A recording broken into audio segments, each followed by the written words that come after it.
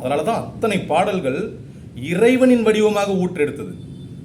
63 நாயன்மார்களை நம்ம பாரதிய சேர்க்கல, 4000 திவ்ய பிரபந்தத்தில் இருக்கிற 12 ஆழ்வார்களில் பாரதிய சேர்க்கல. ஆனால் அனைத்திலும் சேர்க்க வேண்டிய ஒரு மிகச்சிறந்த ஞானி தான் நமது பாரதி. எல்லா பாடல்களும் விநாயகர் நான்மணி மாலை என இந்த கருத்தை சொல்லிடணும். புதுவையில் இருக்கிறதுனால பல பேர் நண்பர்கள் புதுவைக்கு வரும்போது நீங்கள் அதை பார்வையிடணுன்றதுனால.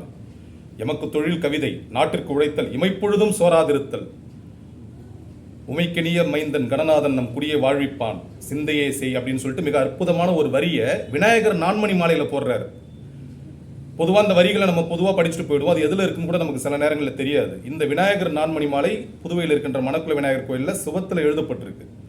அதில் அன்னைக்கே எப்படி பல கனவுகளை அவர் கண்டாரோ, இன்னைக்கு சந்திராயன் 3 மாண்புமிகு பாரத பிரதமர் அவர்களுடைய சீரிய தலைமையில் மிகச்சிறந்த ஒரு நல்லாட்சியை நாம் நடத்தி கொண்டு வல்லரசாக மாறிக்கொண்டிருக்கின்ற, ஆல்மோஸ்ட் மாறிட்டோம், இன்னும் வெகு விரைவில் உலகத்தின் நம்பர் 1 நாடாக நம்ம மாறக்கூடிய இந்த சூழலில் இதை கிட்டத்தட்ட 150 ஆண்டுகளுக்கு முன்பாக கனவு கண்ட ஒரு மிகச்சிறந்த ஞான சித்தன் நமது பாரதி.